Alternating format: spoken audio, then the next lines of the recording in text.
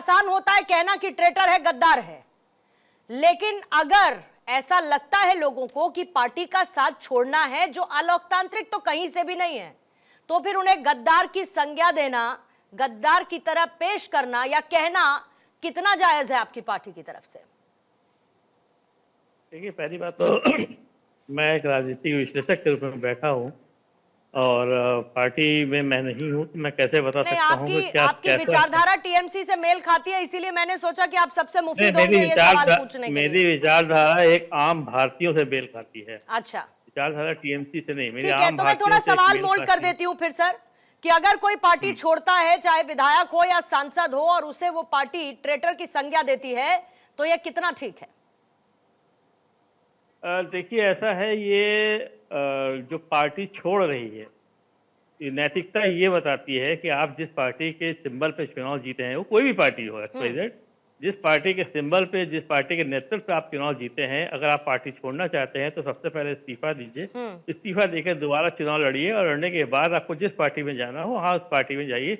ये नैतिकता बोलती है। ये कहाँ लिखा है? और नैतिकता नहीं, कहाँ लिखा नहीं है, मैं एक नैतिकता बोला, मैंने शब्द बोला नैतिकता। ये नैतिकता शब्द होता है कि आपको भी कहीं जॉब अगर कहीं करना है, दूसरी जॉब करना है, तो आपको यहाँ की जॉब को छोड़ना पड़ेगा, रिजाइन करना पड़ेगा, देन आप किसी दूसरी जगह पे और फिर उसके बाद बेसिक से ट्रेनिंग शुरू करनी पड़ेगी और फिर उसके बाद किसी और चैनल को ज्वाइन करना पड़ेगा।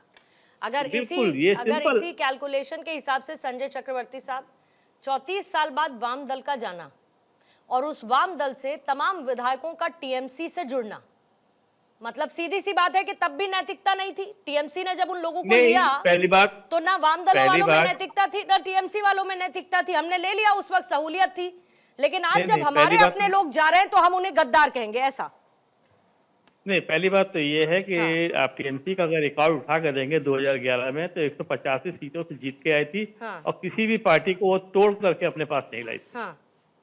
जो जुड़ करके आए थे वो पहले जुड़ के आए थे, उसके बाद उन्होंने टीएमसी के सिंबल पे चुनाव लड़ा, उसके बाद वो जीते और जीतने के बाद वो विधायक बने या मंत्री बने, जैसा भी होगा, सांसद बने, सब वही बने। लेकिन किसी पार्टी में आप विधायक हैं, सांसद है, जिस पार्टी के सिंबल पे आप जीत करके आए हैं, उसी पार्टी के साथ गद्दारी करना ये नैतिकता के खिलाफ है। मैं तो कहता हूँ जिसको जाना है, जहाँ जिस पार्टी का भी हो, जहाँ पे भी जाना है जाए, वो मतलब भाजपा जो का जा रहा हो, चाहे है वो वो आपके हिसाब से अगर गद्दार कहा जा रहा है तो वो ठीक है, और नैतिकता के हिसाब से ये ठीक नहीं है। मतलब दो बातें हैं कि गद्दार कहना भी ठीक है और ये अनैतिक है जो इस वक्त विधायक कर रहे हैं, सांसद कर रहे हैं या पार्षद कर रहे हैं टीएमसी में, जो कभी हुआ करते थे। अरुण भारती जी, विपक्ष बार बार इसे ऑपरेशन लोटस बता रहा, कह रहा आदत है एनडीए की ये करना, तो आप इन आरोपों में कुछ सच्चाई समझें, या जो कह रहे हैं संजय चक्रवर्ती साहब कि भाई नैतिकता नहीं है, ये लोकतांत्रिक तरीके से तो ठीक है, लेकिन नैतिकता नहीं है, इस नैतिकता का ख्याल रखा जाना चाहिए था, मानते हैं आप इस बात को? देखिए, सबसे पहले तो मुझे संजय जी की बात सुनकर के हंसी आ रही है कि कीर्ति आजाद जी किस पार्टी से सांसद थे और आज कहां पर हैं। उस वक्त ये नैतिकता कहां चली गई थी। मतलब कमाल की बात है, जब खुद पे आती है तो गद्दारी शब्द याद आते हैं। पूरी की पूरी टीएमसी बनी ही सीपीएम कार्डर से है। आज अगर सीपीएम कार्डर ने, यानी कि पूरी की पूरी बंगाल की जनता ने अगर उनका साथ छोड़ दिया तो ये गद्दारी कैसे? ये जितने भी सांसद हैं, उनके विधायक है, ये उनका संवैधानिक अधिकार, ये अधिकार उनको भारत का संविधान देता है। उसके तहत अगर वो संगठित होकर के आज अपने नेतृत्व में उनको विश्वास नहीं है तो अपना अलग गुट बना सकते हैं, अपने अलग उद्देश्य बना सकते हैं, अपना अलग एजेंडा बना सकते हैं। ये गद्दारी कैसे है?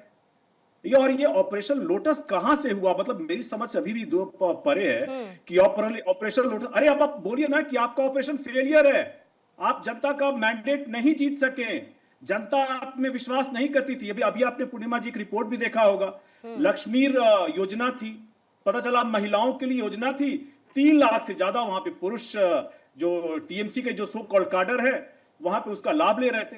अरे जनता ने अल्टीमेटली देख लिया कि आपका भ्रष्टाचार और आपका आचार विचार और जनता के प्रति आपका व्यवहार, और इस कारण से जनता ही नहीं, अब धीरे धीरे सांसद भी जितने हैं, विधायक है, जब उन्होंने देखा कि उनके उद्देश्यों की पूर्ति नहीं होगी, जनता की सेवा नहीं होगी। सबसे बड़ी बात यह भी है साथ में कि इनसे जनता की सेवा तभी होती है टीएमसी वालों से, जब ये लोग सत्ता में होते हैं। मैं अपनी पार्टी का बिहार के साथ साथ उत्तर प्रदेश का भी प्रभारी हूं। जनता के प्रति इनकी प्रतिबद्धता है पूरे पूरे में महागठबंधन और साथ ही साथ जितने घटक दल है मैं उनकी बात कर रहा हूं। आप ये बताइए, लोकसभा चुनाव 2024 के समय अखिलेश यादव जी ने और पूरी कांग्रेस पार्टी ने वहां पर उन्होंने लोगों का मैंडेट लिया यह कह करके कि संविधान खतरे में, आरक्षण खतरे में है। आज के दिन कौन सा आरक्षण खतरे में है, कौन सा संविधान खतरे में है? बोलने के लिए कुछ भी बोलते हैं। और जैसे उसका फायदा हुआ ना उनको, उसका फायदा हुआ उनको, फायदा हुआ, लेकिन जिस दलित समाज का वोट लेकर के अखिलेश जी आज सांसद में दिखाते हैं, लहराते हैं अपना संविधान, जब लहराते हैं और अब बात करते हैं, तो इन दलित समाज के साथ आज जब प्रताड़ना होती है तो अखिलेश जी नजर नहीं आते, न ममता जी नजर आती हैं, न राहुल जी नजर आते हैं। अभी सब साफ सवाल पूछ रहा हूं, आपके महागठबंधन के सहयोगी भी बैठे हैं। जसराज सरोज जी की पीपर गांव में हत्या हुई, सपा के गुंडों ने की, कौन से महागठबंधन के लोग वहां गए? धनपरा में महेश कुमार जी के परिवार के 5 लोगों के ऊपर ट्रैक्टर चढ़ा दी गई, न राहुल गांधी गए, न अखिलेश यादव गए। इसी तरह से आप ये होलागढ़ में 19 साल के लड़के के चिराग ऊपर पासवान कहते हैं, अरुण जी, चिराग पासवान ये कहते हैं कि राजनीति में सिद्धांत सबसे ऊपर होता है, कहते हैं वो, अगर सिद्धांत की बात है, सबसे ऊपर होता है। आप सिद्धांत मान के चलिए, किसी पार्टी की हार के साथ आपके सिद्धांत का कोई स्पेस ही ना रहे, तो फिर राजनीति ऊपर हो गई, सिद्धांत नीचे चला गया। अगर सिद्धांत की बात करते हैं तो सबसे पहले ममता बनर्जी जी को यह बताना होगा कि इतने सारे जो अपराध हुए उसके लिए आज तक उन्होंने कौन सी जवाबदेही ली? ठीक है, अखिलेश यादव जी ने कौन सी जवाबदेही ली? दलितों की के ऊपर जब प्रताड़ना हुई, अत्याचार हुआ, करने वाले सपा के गुंडे ही हैं। राहुल गांधी जी क्यों नहीं बोलते हैं? उन्होंने रायबरेली में बहुत बड़ा संख्या है दलितों का, राहुल गांधी जी ने क्यों नहीं कहा कि ठीक है मैं दलितों के साथ खड़ा रहूंगा? खाने के लिए जाते हैं, मिनरल वाटर लेकर के जाते हैं उनके यहाँ, और आज भी जब दलितों की बात आती है तो न हक न अधिकार, और जब प्रताड़ना होगी तो यह कहा जाएगा कि तुम कुछ भी करो, तुमको हमारा साथ देना पड़ेगा। यानी कि पूर्णिमा जी वही हाल है, जो हरा गमछा बिहार में है वही लाल टोपी उत्तर प्रदेश में है। ठीक है, ठीक है, जल्दी से जवाब देंगे संजय जी, फिर मैं उसके बाद ऋषभ आपके पास, चंदन साहब, सर्वेश जी भी हमें ज्वाइन इन कर चुके हैं, बोलेगा। मतलब आप लोगों का काम केवल यही है कि आप केवल पार्टी तोड़ने, सत्ता बनाएं और अपने पार्टी को आगे बढ़ाएं। बाकी जवाबदेही भी विपक्ष का है, काम भी विपक्ष का है, सब कुछ विपक्ष का है, सब कुछ तोपना विपक्ष को है। लेकिन आपका काम केवल वही है कि आप भ्रष्टाचार करें, लूट करें। आप पहले भ्रष्टाचार का आरोप लगाएं, आरोप लगाने के बाद जो है उसको जो है अपनी पार्टी में मिला लें, उसके बाद उसको दूर से स्थापित करें। साहब, कितने लोग जो टीएमसी से गए उन्होंने आधिकारिक तौर पर एनडीए ज्वाइन कर लिया है या बीजेपी ज्वाइन कर लिया, कितने लोग हैं ऐसे? देखिए, मेरे पास कोई इसका हिसाब किताब नहीं है ना आपके पास हिसाब किताब, इसीलिए आपकी बातें बेहिसाब लग रही हैं, क्योंकि आपके पास हिसाब किताब इसका है नहीं। जब आधिकारिक तौर पर किसी भी एक्स टीएमसी के व्यक्ति ने किसी पार्टी को ज्वाइन ही नहीं किया, साहब ज्वाइन ही नहीं किया, सबसे बड़ी बात तो ये है अभी तक, और इसीलिए बातें बेहिसाब साउंड कर रही हैं, क्योंकि आपके पास इसका हिसाब किताब नहीं है। और आप ये मान के चलिए आने वाले समय में ऐसी नौबत ना आ जाए कि टीएमसी की पूरी लेजर बुक ब्लैंक हो जाए, हिसाब किताब ही ना रहे, समझ रहे हैं आप? लेजर जनरल खाली के खाली हो जाएंगे साहब, ऐसी स्थिति ना आ जाए। संजय जी ये सोचिएगा, कोई रहे या न रहे मुझे उस बात से कोई मतलब नहीं है, लेकिन क्या जो जवाब देही कह रहे हैं, अखिलेश यादव वहां नहीं गए, राहुल गांधी वहां पे नहीं गए हैं, तो इसका जवाब देही क्या रहे? विपक्ष का ही रहेगा। आपका काम भ्रष्टाचार का है, केवल वोट लिया था, आपका काम वोट लिया था दलितों का, राहुल गांधी जी ने, अखिलेश जी ने। वोट लेने के बाद आपको समाज के साथ, जनता के साथ खड़े होना होता है। ये छोटी सी चीज आपको पता होनी चाहिए अगर आप राजनीतिक विश्लेषक है संजय जी। नहीं, अभी वो थोड़ा कंफ्यूज स्टेट में है, हम लोग हमेशा खड़ा अभी वो थोड़ा सा कंफ्यूज स्टेट में है, जिम्मेदारियां होती है। वो साथ में किसके? मैं सब जगह गया था, मुझे दिखा वहां कितना अखिलेश यादव जी बगल में जाते हैं किसी और अपने नेता से मिलने के लिए, में मैं गया था, उन्नाव में मैं गया था, ओके मैं गया था। अरे आप केवल चुनाव में भाई, आप लोग चुनावी हैं, देखा बाकी लोगों को भी जरा मुझे डिबेट में इंक्लूड करना है। आप ठीक है, अभी राम मंदिर का जो है चंदा चोरी हुआ है, अभी हम लोगों ने देखा है, ये सब चीज देखा है, अखिलेश यादव नहीं उठाया है इसको। बहुत कुछ पता नहीं संजय जी देख पाए कि नहीं देख पाए, कटमनी का पैसा जैसे लौटाया जा रहा है अभी बंगाल में, पता नहीं वो संजय जी देख पाए कि नहीं देख पाए, कैसे खो दिया, तो कहां से आया था और कहां लौटाया जा रहा है और क्यों लौटाया जा रहा है, इस पर भी फिर संजय जी जवाब देना चाहिए था। ऋषभ जी आपके पास आ जाती हूं, क्योंकि बार बार टीएमसी कह रही है कि देखिए एजेंसीज का इस्तेमाल कर रहे हैं, डर दिखा रहे हैं, डर का माहौल बना रहे हैं, और इसी डर से कि भाई कल को ईडी सीबीआई की रेड ना पड़ जाए, मजबूर हैं लोग पार्टी छोड़कर इनका सपोर्ट करने के लिए। ऐसा है क्या? पूर्णिमा जी आवाज आ रही है? जी बिल्कुल आ रही है। देखिए, पार्टी तोड़ने का इल्जाम हम पे डाल रहे हैं, तो मैं इनको एक लाइन बता देता हूं। आपके अंगने में हमारा क्या काम है, खुद की पार्टी टूट रही है, काहे को करे भाजपा को बदनाम है। तो भैया आपका खुद का आंगन टूटा पड़ा है, पार्टी टूट रही है, पूछना है तो कल्याण बनर्जी जी से पूछिए ना, जो सदन में खड़ा होकर मिमिक्री कर रहे थे, कितना, कितने एमएलए बचे, कितना, कितने दिन टीएमसी बचेगी, कितना, कितने सांसद बचे। तो भैया कल्याण बनर्जी जब मिमिक्री कर रहे थे ना, तो उनसे पूछिए कि किस तरह की राजनीति को वो करके बंगाल में जनता की दिशा और दशा तय किए थे। स्पष्ट रूप से बता रहा हूं पूर्णिमा जी, जब रिजल्ट आया बंगाल का, तो ये बंगाल का रिजल्ट उस जनादेश को दर्शाता था मानो वहां की जनता गुलामी से उठकर रंगो उत्सव मना रही हो। और जब रिजल्ट के बाद जो एमएलए, जो एमपीज का वक्तव्य निकल कर आ रहा है, वो दर्शा रहा है कि पार्टी के अंदर उनके कार्यकर्ता किस तरह भ्रष्टाचार और के दबाव में, गुलामी में थे, जो खुल के निकल कर आ रहे हैं और अपने पार्टी के अगेंस्ट बोल रहे हैं। हमारा काय को काम है भाई, हमने क्या किया है? हमने बोला है कि आओ इस्तीफा दे दो, हमने फोन किया है, टीएमसी के कुकर्म किए आप लोगों ने, टीएमसी ने भ्रष्टाचार की राजनीति की आप लोगों ने, और इल्जाम मतलब जो तो दोष नंदो घोष, बंगाली का हवत है ना, कोई दोष मेरा नहीं, सारे गलती करने के बाद, अपने अंदर आकलन ना करने के बाद इल्जाम भाजपा पे डालते हो। ऐसे ही डालते रहो, पूरी पार्टी खत्म हो रही है, 2-4 बचे रहेंगे, झुंझुना बजाते रहना। नहीं, लेकिन फिर आप ही लोग ने इनके लोगों पर बार बार कटमनी का तो आरोप लगाया ना, भ्रष्टाचार का आरोप लगाया।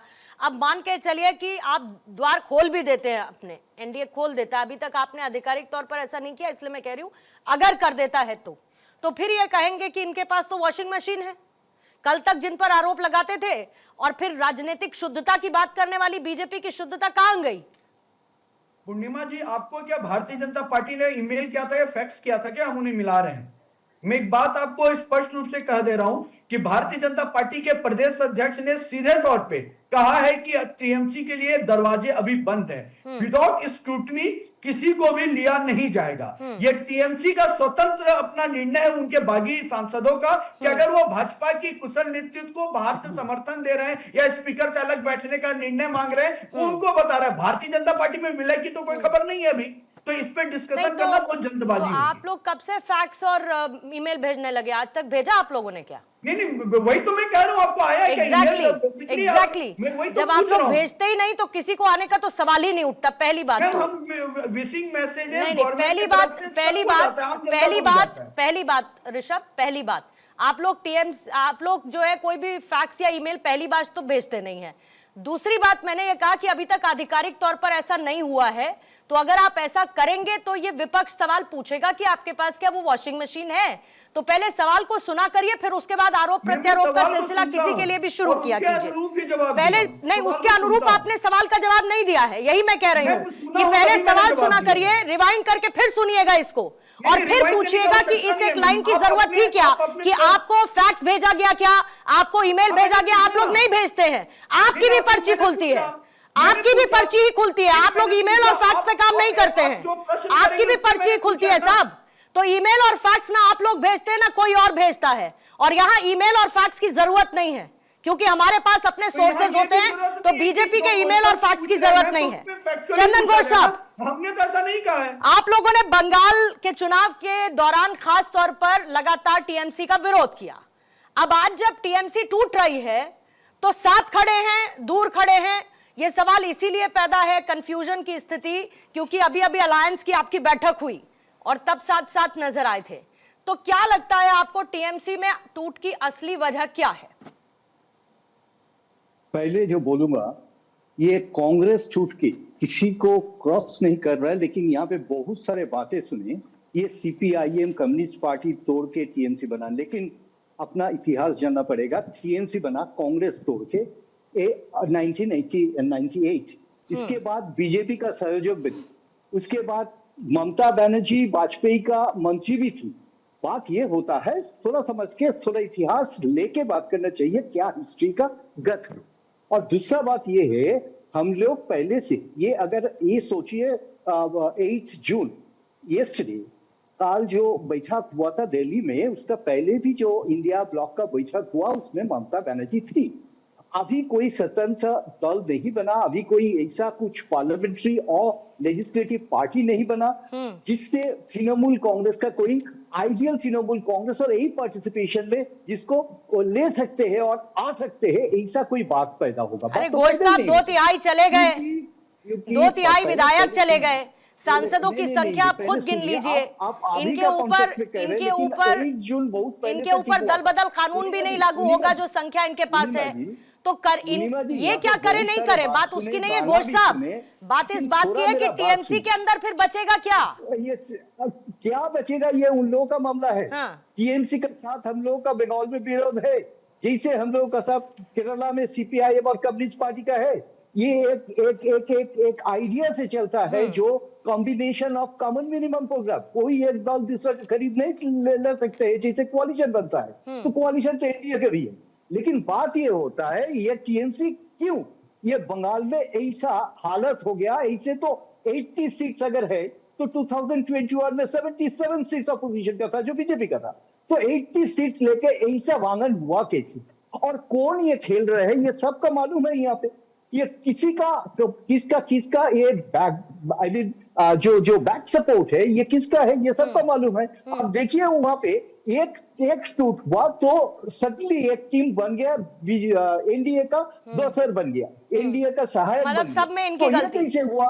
विदाउट प्लानिंग होता है ये, तो विदाउट प्लानिंग नहीं होता। जो इनके विधायक छोड़कर जा रहे हैं, सांसद छोड़कर जा रहे हैं, और जो वो कह रहे हैं वो भी इनकी गलती। ये सीधा बात हुआ, जो वो खुद कह रहे हैं कि उनको अपनी मर्जी, अपनी बात कहने का कोई अधिकार भी नहीं था, वो भी इनकी गलती। नहीं, बात ये सुनिए, सारी गलती इनकी सर। बीजेपी का ऑक्यूपेशन, बीजेपी स्पेस ऑक्यूपेशन कर रहे हैं जो विरोधी का स्पेस। अरे सर, जब नेतृत्व में कोई सुनने वाला ना हो तो जनता का चुना हुआ प्रतिनिधि वहां पर जाएगा जहां कम से कम नेतृत्व सुनता तो हो। चाहते हैं ऑपोजिशन स्पेस को भी खरीद ले, ये तो हो रहा है ना, ऑपोजिशन स्पेस को भी खरीद ले। जो चुनाव में जीत के आए तो किसका सिंबल में जीते, वो ममता जी का तस्वीर में अभी अरे नेता पर कोई नहीं देता है, नेता को कोई नहीं जिताता। आपको लगता है सब कुछ सिर्फ पार्टी के नाम पर होता है? हम लोग विरोध में हैं, लेकिन फिर भी जस्टिफिकेशन, मतलब आप तो लड़ने वाले व्यक्ति की, कैंडिडेट की सारी मेहनत को आप शून्य कर दे रहे हैं ये कहकर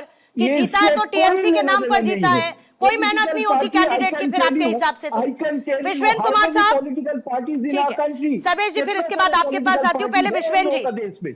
आपका अगर मालूम है तो ये बात नहीं करती। ठीक है, एक रिमार्क ले लीजिएगा जो आपने कोट किया। Political parties in the country. ठीक है सर, बोलिए ऋषभ 10 सेकंड में, फिर उसके बाद आ रही हूं विश्वेन जी आपके। पहली बात तो आपने जो कहा कि हम आपको ईमेल या वो फैक्स भेजते हैं क्या, मैं किस संदर्भ में कहा था वो 5 सेकंड में क्लियर कर देता हूँ। कोई क्लैरिटी की जरूरत नहीं है ऋषभ, अनाउंस करती है, क्लैरिटी की कोई जरूरत नहीं है। नहीं जरूरी है मैम, वो गलत सीख जाएगा। नहीं, मुद्दे पर रहते हैं, किसी और इधर उधर की क्लैरिटी की जरूरत नहीं है। ऋषभ भाई आपका गाना भी सुन लीजिए, इधर उधर क्लैरिटी की जरूरत नहीं है। विश्वेन जी, झूम से बैठा हूं तो वो clarity, okay, no problem Rishabh, no grudges, please let it be. Vishwen ji, आप लगातार बंगाल में राजनीति को कवर करते रहे, टीएमसी को आप कवर करते रहे, टीएमसी के अंदर की बगावत के ये संकेत आपको पहले से दिख रहे थे या सिर्फ और सिर्फ चुनावी हार के बाद ये परिस्थितियां पैदा हो रही हैं? मैम केवल हिपोक्रेसी के लिए कुछ भी बोल के नहीं जा सकते। हालात पहले से बने थे, उन्हें उम्मीद थी कि सरकार हमारी आ जाएगी तो हम बने रहेंगे सत्ता के साथ, अन्यथा हम जाएंगे जरूर। ये हालात क्यों बने हुए थे? देखो पूर्णिमा जी, आपने हर प्रवक्ता को मौका दिया, उससे बात की, आपने भाई पकड़ दिया उसको जो गलत बोलता रहा। बहुत अच्छा लगा मुझे, ये एंकर का बहुत अच्छा अधिकार भी है और वो सही पॉइंट आना चाहिए जनता के सामने। बिल्कुल ठीक कहा आपने कि पहले दुखी थे, पहले याद थे, लेकिन उन्हें उम्मीद थी सत्ता की मलाई मिलेगी, दोबारा सत्ता आएगी और हम बैठे रहेंगे, मौज करेंगे। आज वो आ रहे काम, आज वो छोड़ रहे पार्टी को। कारण क्या है? बहुत बड़ा, देश में एक ऐसा राज्य पश्चिम बंगाल जो देश की आजादी और उसके बाद तक का और 10-20 साल तक बहुत टॉप पे हुआ करता था, उसके बाद उसमें गुंडागर्दी, उसमें अराजकता, उसमें भय और भ्रष्टाचार का माहौल बना। पहले कांग्रेस फिर वामपंथी और फिर टीएमसी ने सुधार करने की मेहनत नहीं की, राज करने की मेहनत की है। और आज तो ये हालात थे, पूर्णिमा मिश्रा जी, मुझे कहते हुए बहुत दुख भी होता है कि पश्चिम बंगाल के मेरे भाई बहन पिछले कुछ सालों से वहां रहते हुए इतने आहत और इतने दुखी थे कि अपने ही प्रदेश में उनको डर था कि कल हम जिंदा रहेंगे नहीं रहेंगे। क्या होता था हर चुनाव के बाद? कितने लोग मारे जाते थे, घर फूंक दिए जाते थे, घर जला दिए जाते थे, और उसके बाद फिर क्या स्थिति, उनको चुप रहना पड़ता था कि रोहिंग्या विदेशी जो हमारे देश में थे वो आते थे, उनका वोट बनता था, वो आधार कार्ड, पैन कार्ड सब कुछ फिट है, और वो हमारे जनता के, हमारे पश्चिम बंगाल के भाई बहनों के अनुदान जो सरकार देती सुविधा सारा लेते थे।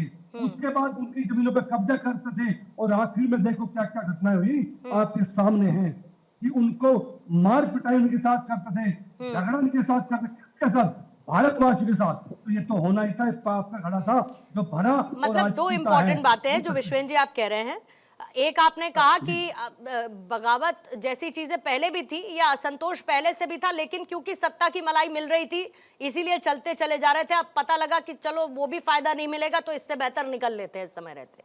ठीक है सर्वेश पाठक साहब, भारतीय राजनीति में ऐसा लगता है कि अब विचारधारा की कोई वैल्यू रह नहीं गई है। हम अब जिस लॉयल्टी की बात टीएमसी अभी कर रही है, कह रही है कि भाई गद्दार हैं तो ट्रेटर हैं, और हमेशा हमने सुना है कि पार्टीज अपनी विचारधारा के साथ चलती है, लेकिन ऐसा लगता है कि सत्ता बदली, सत्ता चली गई तो विचारधारा बहुत गौड़ हो जाती है, छोटी हो जाती है सत्ता के लिए। ऐसा लगता है आपको टीएमसी के पर्सपेक्टिव से यही हो रहा है? पूर्णिमा जी आपको नमस्कार, आपके सभी दर्शकों को वंदे मातरम, भारत माता की जय। देखिए पूर्णिमा जी, आपने सही कहा कि विचारधारा जो क्षेत्रीय पार्टी है उसमें कहीं है ही नहीं।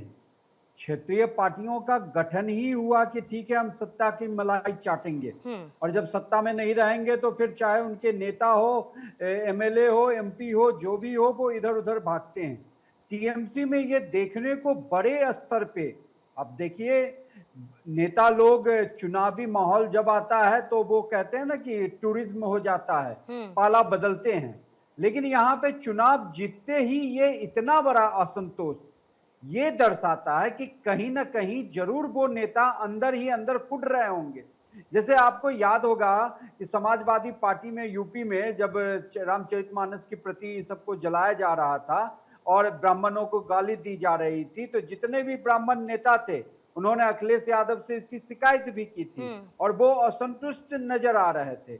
यहाँ पे टीएमसी का जैसी करनी वैसी भरनी, बोबे पेड़ बबुल का तो आम कहां से खाए। ममता बनर्जी को उसको खुद की जो बिछाए जाल था उसमें वो खुद फंस चुकी हैं। और जितने भी क्षेत्रीय पार्टी है पूर्णिमा जी, उसमें देखिए पुत्र मोह पार्टी को ले डूबा है। क्षेत्रीय पार्टी तो छोड़ दीजिए, जो भारत की सबसे बड़ी ग्रांड ओल्ड पार्टी है कांग्रेस पार्टी, उसका भी वही हाल हुआ। राहुल गांधी के चक्कर में पूरी पार्टी दर बदर राज्य से अलग होती गई और डूबती गई। कहीं कहीं जो कहते हैं ना कि सहारा मिल रहा है, लेकिन बाकी के राज्यों में देख लीजिए छोटे भाई की भूमिका में आ गई है। दूसरी बात, टीएमसी में इतनी बड़ी फूट इतनी जल्दी कैसे हो गई? तो ये विचारधारा आप कहते हैं, सचमुच कोई विचारधारा थी ही नहीं। सत्ता को एन केन प्रकारेण हासिल किया, 15 साल राज्य में शासन किया, लेकिन कहीं ना कहीं वो जो अराजकता बढ़ती गई, वो जो महिलाओं पे अत्याचार होता रहा, वो कहीं ना कहीं आग में घी डालने का काम किया। ठीक है सर, लेकिन सर्वेश जी इतना भी तय है कि ये सारी की सारी मैथ जो हुई है ना, जो नंबर गेम दिख रहा है, घोष साहब आती हूँ, एक बार हेडलाइंस की तरफ मुझे जाना है, लेकिन ये सारा का सारा स्ट्रैटेजाइज हुआ है नंबर गेम के हिसाब से कि किसी भी तरीके से दल बदल कानून लागू नहीं होना चाहिए। ये नंबर्स क्लियरली रिफ्लेक्ट कर रहे हैं कि दल बदल कानून लागू ना हो, डिफेक्शन एंटी डिफेक्शन लॉ लागू नहीं हो, और इसीलिए इतनी संख्या कम से कम हमारे पास होनी चाहिए जब हम टीएमसी से बाहर की तरफ जाएं। इसमें कोई काउंटर नहीं है, इट्स अ फैक्ट करेक्शन। पहला ये समझना पड़ेगा कि इसका क्या आइडेंटिटी है। मेरा तो आइडेंटिटी कांग्रेस का है, ऋषभ जी का है, बीजेपी का, जैसे अरुण जी का है, एलजेपी का, लेकिन जो विश्लेषक बन के आते हैं इनका कोई क्या आइडेंटिटी, क्या मौरक में है, ये थोड़ा सोचना पड़ेगा। आपको क्यों है? ये बोलना चाहता हूँ, ये बोलना चाहता हूँ कांग्रेस का बारे में, कांग्रेस प्रिंसिपल ऑपोजिशन देश में है ना, सुनिए ना, उसकी चिंता सुनिए छोड़ ना, दीजिए। कांग्रेस तो प्रिंसिपल अपोजिशन है ना पूरा देश में। This is one point. Second point, अभी जो लास्ट इलेक्शन तो केरला में हम लोग जीते हैं, और उसके पहले भी कर्नाटक, तेलंगाना, हिमाचल प्रदेश में हम लोग का शासन चलता है। तो बात ये नहीं बनता है कांग्रेस क्या कर रहे हैं, पहले देखना पड़ेगा। देखिए, जस्ट 1 मिनट अब दिए है, दो कैलकुलेशन सब ले लीजिए, स्टैटिस्टिक्स ले लीजिए। अभी जो केंद्र में जो सरकार है बीजेपी का, इनका जो जितना स्ट्रेंथ है, बीजेपी का इटसेल्फ जो स्ट्रेंथ है 67% एक्स कांग्रेस, देख लीजिए। और 208 बंगाल में जो है, ठीक है सर। ये सत्ता में आया, वही बड़ा ठीक है। करके बोलते हैं Sanjay ji, 62% okay sir. Ex TMC, Sanjay ji, ex your closing Congress. ये देख लीजिए, ये हिसाब करके तब बात ठीक, कीजिएगा। संजय जी। देखिए, बीजेपी बनी ही कांग्रेस से है। इनका पूरा का पूरा ढांचा कांग्रेस ही ढांचा है, और अभी भी 240 सांसदों में से 121 सांसद कांग्रेस ही रहे। अगर कांग्रेसियों ने बगावत कर दिया, बीजेपी अभी धरती पे आ जाएगी और सब कुछ जो है धाराशायी हो जाएगा। अभी कोई कह रहे थे, किसी वरिष्ठ पत्रकार थे या अकाउंट राजनीति विशेषज्ञ, वो ये कह रहे थे कि आप जो है भाई भतीजावाद और पुत्र मोह अगर आप देखोगे तो सबसे ज्यादा भारतीय जनता पार्टी में है, सबसे ज्यादा। एक गिनती गिनाना शुरू कर दूं तो प्रोग्राम खत्म हो जाएगा, लेकिन पुत्र मोह खत्म नहीं होगा। वो राजनाथ सिंह से शुरू करते हैं तो नीचे तक वो लगातार चले आएंगे, वो चाहे कोई भी हो। जैसे ठीक वैसे ही पुत्र जैसे मोह, और इसके बाद पार्टी संभाले, पार्टी जो वोट देती है वो जनता वोट देती है। जनता को ये स्वीकार होता है तभी जनता वोट देती है, जनता को स्वीकार जैसे कि नहीं होता, टीएमसी ने जनता शुरू वोट नहीं किया था देती। खेला होबे, और खेला खत्म की तरफ टीएमसी भी बढ़ रही है, ठीक उसी तरीके से। ऋषभ, आपका ले लेती हूँ काउंटर, फिर अरुण जी उसके बाद मैं आपके पास आ रही हूँ। पूर्णिमा जी, मैं शुरू के 10 सेकंड क्लियर कर दूं। जब भारतीय जनता पार्टी कुछ अनाउंसमेंट करती है तो या तो वो प्रेस कॉन्फ्रेंस करती है या फैक्ट्स को जो है फैक्ट्स या ईमेल भेजती है। तो इस संदर्भ में मैंने बोला था, तो कृपया करके उसको गलत मैनिपुलेट ना किया जाए। पॉइंट 1। दूसरी बात मैं कह देता हूं, जब कोई गठबंधन का सिद्धांत नहीं केवल सत्ता सुख के लिए बना हो, सिद्धांत ना हो, जब वहां विचारों का मेल नहीं कुर्सी का खेल हो, तो इसी तरह पार्टियां टूटती हैं। और टूटने का इल्जाम दूसरों पे ना डालें, अपनी कमियों पे आकलन करें कि पार्टी टूट क्यों रही है। और ये कहते हैं कि बहुत सारे कांग्रेसी हैं, मैं इनको बता देता हूं, बेशक पहले कई राजनीतिक दल कांग्रेस से निकले, कई लोग कांग्रेस से निकल गए, इवन श्यामा प्रसाद मुखर्जी जी भी कांग्रेस के सदस्य रहे थे। लेकिन कहने का विषय है कि वो कांग्रेस और आज की कांग्रेस में जमीन आसमान का अंतर है। एक कांग्रेस थी जो देश के आजादी के लिए, लड़ाई के लिए बनाया गया एक संगठन था, और आज कांग्रेस जो है सत्ता सुख का एक गठबंधन है। तो ये डिफरेंस पता कि ज्यादा पुत्र मोह की बात है ना सर। भारतीय जनता पार्टी में पिछले विगत 40 साल से ऊपर एक भी राष्ट्रीय अध्यक्ष एक परिवार से रिपीट नहीं हुआ है।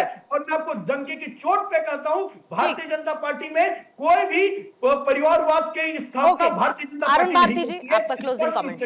ठीक है अरुण जी। देखिए, हम लोग अभी सांसदों से और एमएलए से सवाल कर रहे हैं, टीएमसी से। हमें बंगाल की जनता की सुननी चाहिए, क्योंकि एमएलए और एमपी से पहले बंगाल की जनता ने टीएमसी को छोड़ दिया था। दूसरी बात, अगर कोई इनर सर्कल का छोड़ता है, खुद का इनका चीफ विप जब बोलता है कि नहीं ये जो लिस्ट है ये लिस्ट गलत है, तो ऐसे में जानने की हम लोग को जरूरत है कि ये सिर्फ डिफेक्शन नहीं है, ये एक स्ट्रक्चरल पूरा ब्रेक हो रहा है पार्टी के अंदर का, जहां पर लोगों को अपनी बात और डिसेंट, खास करके कोई पार्टी हो, लोकतंत्र हो, डिसेंट बहुत जरूरी है, लोगों की बात सुननी चाहिए। डिसेंट जब वहां पर आपको सुनने को नहीं मिलेगा, अभिषेक जी अपना चाबुक चलाएंगे या ममता जी अपना चाबुक चलाएंगी, तो वक्त आने पर ये पाप का घड़ा फूटता ही है। इसके अलावा और यही आज के दिन में हो रहा है। और देखिए, आप पूरे इसमें देखिएगा, एनडीए एक पोल ऑफ स्टेबिलिटी बना हुआ है, जहां पर आपस में बातचीत होती है, मुद्दों पर बहस होती है। इंडिया ब्लॉक में आप देखिएगा, कभी दो सहयोगी आते हैं, कभी दो सहयोगी नहीं आते। थोड़ा सा लिमिटेड टाइम है अरुण जी मेरे पास, ठीक नहीं है। आई। 30 सेकंड्स सर्वेश जी, जल्दी से 30 सेकंड्स एंड 30 सेकंड्स विश्वेन जी। पहले सर्वेश जी आप शुरू करिएगा। देखिए, पार्टी अगर टीएमसी की टूट रही है तो वो जिम्मेदारी केवल और केवल ममता बनर्जी पे है। आप बीजेपी पे नहीं डाल सकते, क्योंकि बीजेपी यहाँ पे कोई भी रोल प्ले करे नहीं करे, ये जनता ने दिखा दिया है। 200 से ऊपर का उन्हें सीट दिया बंगाल की जनता ने। यहाँ पे पूरा का पूरा दमोदार पार्टी पे है और वो ममता बनर्जी पे है। रही बात की जो पुत्र मोह था ही, अभिषेक बनर्जी को, सॉरी लिमिटेड टाइम है सर, सॉरी रोकूंगी। विश्वेन जी जल्दी से। पूर्णिमा जी, पारिवारिक पार्टी का मैक्सिमम ये यहाँ होता है। पारिवारिक पार्टी का पिछला इतिहास था ये, और यहाँ भी यही होना था। ममता बनर्जी ने संघर्ष किया, क्यों कोई दोहराई नहीं है, लेकिन उसके साथ जुड़े लोगों ने संघर्ष किया, उसमें कोई दोहराई नहीं है।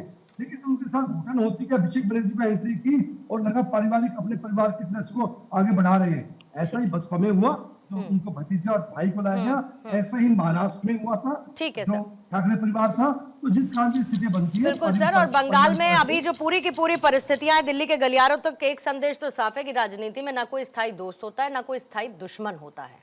बात होती है सिर्फ उस मौके की, और उस मौके में अपना चुनाव, दूसरी तरफ जनता का जनादेश क्या है, वो सबसे महत्वपूर्ण है, वो सबसे टॉप पर रहता है। बाकी सब तो बातें कहने की हैं।